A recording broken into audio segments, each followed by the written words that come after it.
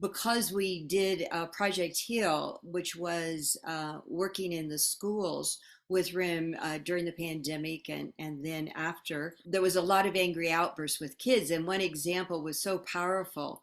And it wasn't me that did this work. This was a student, a RIM student, was with a student in school, and he had cussed out his teacher and refused to do the work. So he was sent to the principal's office, and she was the interventionist. So she worked with him.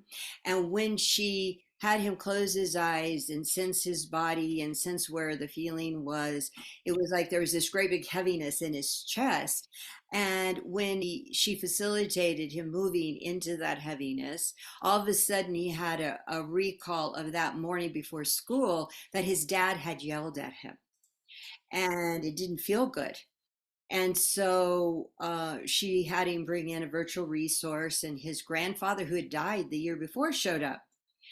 And what was amazing is I was just reading her log of part of a practice session, and I could feel the energy change when the grandfather came in as the virtual resource, because now there was this whole feeling of love. And so what happened in his imagination, though, is now there's this purple energy that's with him, and he is remembering his grandfather. So with his grandfather with him, she said, what wants to happen? Who do who needs to be spoken to here?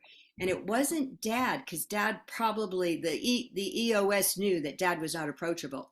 So he spoke to the teacher, and he said, and this is all in his session, this is of course imagined, that, well, I don't understand why this is going to, how this is going to help me get a job. Learning this, how is it going to help me get a job? It doesn't make sense to me. And so that's why I got mad, and I'm sorry. So, and then he said to the woman who was helping him, the interventionist, so I'm not angry anymore, and I'm ready to go back to class.